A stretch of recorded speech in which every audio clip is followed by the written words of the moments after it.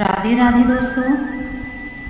गरुड़ पुराण में भगवान विष्णु ने किस प्रकार यमलोक का वर्णन किया है। गरुड़ जी पूछते हैं, हे भगवान, हे सृष्टि के पालनहार, आप मुझे बतलाएं यमलोक का दृश्य कैसा है तथा चित्रगुप्त का भवन कैसा है।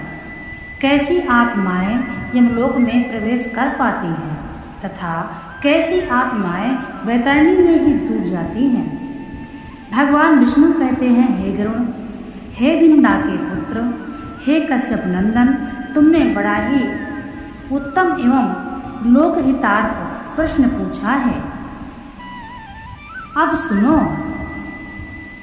जो आत्माएं पाप कर्म करती हैं वह आत्मा यमराज के दरबार में नहीं पहुंच पाती हैं तथा जो आत्माएं पुण्य कार्य करती हैं, अपने जीवन में भक्ति करते हैं जो व्यक्ति, उनकी आत्मा ही यमराज के दरबार में पहुंच पाती है। यमराज का दरबार बहुत ही शोभायमान है।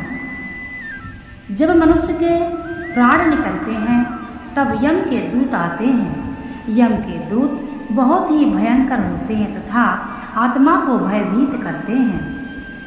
आत्मा की प्रताड़ना, व्यक्ति के प्राण निकलते ही आत्मा की प्रताड़ना शुरू हो जाती है। यम मार्ग बहुत ही कठिन है। यम मार्ग में 16 नगर पड़ते हैं तथा तरह तरह के भयभीत करने वाले नगर हैं। आत्मा सभी नगरों को पार करके यमलोक तक पहुंचती है। यम मार्ग इतना कठिन है कि आत्मा को बहुत कष्ट होता है। यहाँ पर सुख सुविधा की कोई भी एक भी वस्तु नहीं है। छाया के लिए कोई वृक्ष नहीं, पीने के लिए आत्मा को पानी नहीं मिलता तथा कीटों और कांटों पर चलाया जाता है, अग्नि के अंगारों पर चलाया जाता है तथा बैतरणी नदी पर पीतरक्त और मवाद से भरी नदी पर व्यक्ति को डुबोया जाता है। भगवान हरि कहते हैं, जो व्यक्ति पुण्य कार्य करता है वह व्यक्ति बड़ी ही सुलभता से बैतरणी नदी को पार कर लेता है तथा जो व्यक्ति पाप कर्म करता है वह व्यक्ति कालांतर तक बैतरणी नदी में भयभीत होता रहता है। बैतरणी नदी के समीप 12 सूर्य एक साथ उगे रहते हैं। उस बैतरणी नदी में इतनी गर्मी होती है कि उस गर्मी से बचने के लिए आत्मा उस पीप रक्त मवाद की भरी नदी में स्वयं को बचाने के लिए डूबती निकलती रहती है तथा घोर यातना का वह सामना करती है। इस तरह का कष्ट सहन करके वह अपने भाइयों, भ्राता, परिवार को याद करती है और बिलख बिलख करके रोती है। जब आत्मा 16 नगर पार कर लेती है फिर वह यमराज के द्वार पहुंचती है। यमपुरी के दोस्तों 4 द्वार हैं। अब हम आपको बताएंगे यमलोक कैसा है। जब आत्मा 16 नगर पार करती है तब वह यमपुरी पहुंचती है। यमपुरी में 4 द्वार हैं, पूर्व द्वार, पश्चिम द्वार, उत्तर और दक्षिण द्वार। पूर्व द्वार में सैकड़ों पताकाएं लहराते हैं तथा अप्सराएं नृत्य करती हैं और तरह तरह के वाद्य यंत्र बजते रहते हैं, बड़ा ही शोभायमान। पूर्व यमपुरी का द्वार नील मणियों तथा अनेक हीरों से जड़ा हुआ, चमकता हुआ देखने में व्यक्ति लालायित हो जाता है। ऐसा यमपुरी का पूर्व द्वार है। पूर्व द्वार से पुण्य कार्य करने वाली आत्मा ही प्रवेश करती हैं। जो व्यक्ति अपने जीवन में दान करता है, धर्म करता है, माता पिता की सेवा करता है, भगवान की भक्ति करता है, गुरु का सम्मान करता है, ऐसा व्यक्ति ही यमपुरी के पूर्व द्वार से प्रवेश करने को पाता है। अर्थात ऐसे व्यक्ति की आत्मा ही पूर्व द्वार से प्रवेश करती है। अब दोस्तों बात करते हैं उत्तर की। उत्तर द्वार कैसा है। यमपुरी का उत्तर द्वार बहुत ही शोभायमान है। द्वार में घंटा तथा ऋग्वेद के उच्चारण होते रहते हैं। अच्छे अच्छे मांगलिक मंत्रों के उच्चारण होते रहते हैं तथा वाद्य यंत्र बजते हैं। तरह तरह के सजावट के लिए यम द्वार पर व्यक्ति देखकर खुश होता है। उसको देखते ही रह जाता है।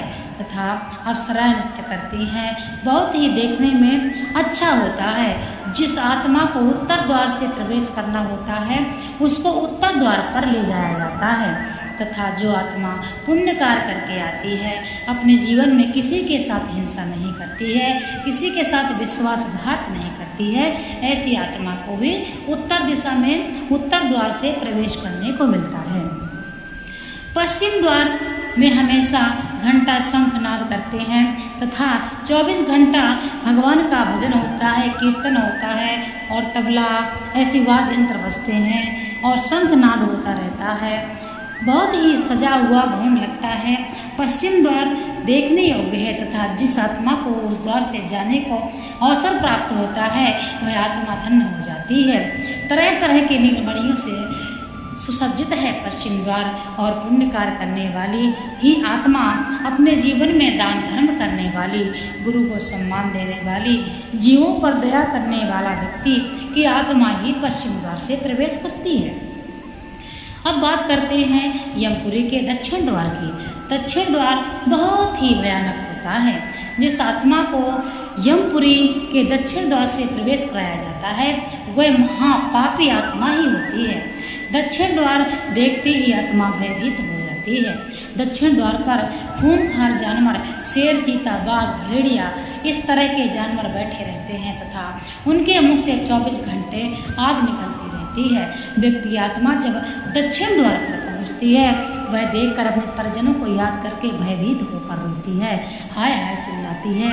इसलिए पाप कर्म करने वाली आत्मा ही दक्षिण द्वार से प्रवेश करती है। अब बात करते हैं यमलोक कैसा है। यमलोक देखने में भगवान कहते हैं, हे गरुण, अब मैं आपको बताता हूँ यमलोक का दृश्य कैसा है।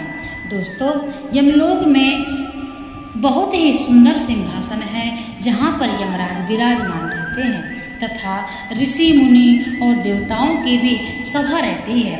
यमराज की भी सभा बैठती है तथा तरह तरह के पुण्य आत्मा भी होती हैं। वहाँ पर हर समय अप्सरा नृत्य करती हैं तथा भगवान का कीर्तन भी होता है, भजन भी होता है।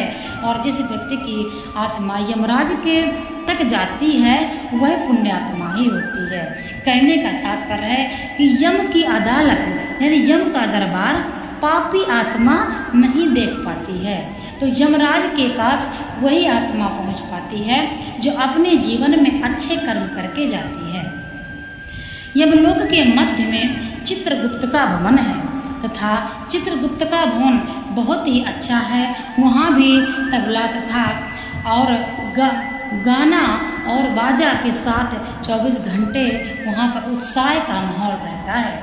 वहाँ पर अप्सरा नृत्य करती हैं और चित्रगुप्त सभी आत्माओं का लेखा जोखा रखते हैं। जो आत्मा जाती है उसका लेखा जोखा यमराज को चित्रगुप्त ही देते हैं तथा ऐसी आत्मा ही यमराज के दरबार के दर्शन कर पाती है। भगवान कहते हैं, हे वृंदा के पुत्र, हे कश्यप नंदन, तुमने लोक हितार्थ बात पूछी है। जो व्यक्ति गरुड़ पुराण को पढ़ता है, सुनता है, वह व्यक्ति अपने जीवन के गति को सुधार सकता है। इसलिए गरुड़ पुराण को पढ़ने में भयभीत नहीं होना चाहिए, इसको आप अवश्य पढ़ें। जीते जी गरुड़ पुराण पढ़ना बहुत ही अच्छा होता है, क्योंकि जब हम जीते जी कोई चीज़ नहीं समझेंगे तो हम अपने कर्मों को कैसे सुधार पाएंगे। इसलिए मनुष्य ही श्रेष्ठ है सभी प्राणियों में। सभी मनुष्य को अपने परलोक का ऐसी यात्रा करना चाहिए उसे दुख ना मिले। तो परलोक कैसे सुधर सकता है? जब व्यक्ति अच्छे कर्म करता है। अच्छे कर्म करने वाले व्यक्ति को जब लोक के रास्ता में मार्ग में कम कठिनाइयों का सामना करना पड़ता है तथा जो व्यक्ति अपने जीवन में पापरत रहता है उस व्यक्ति को यम मार्ग में बहुत ही कष्ट का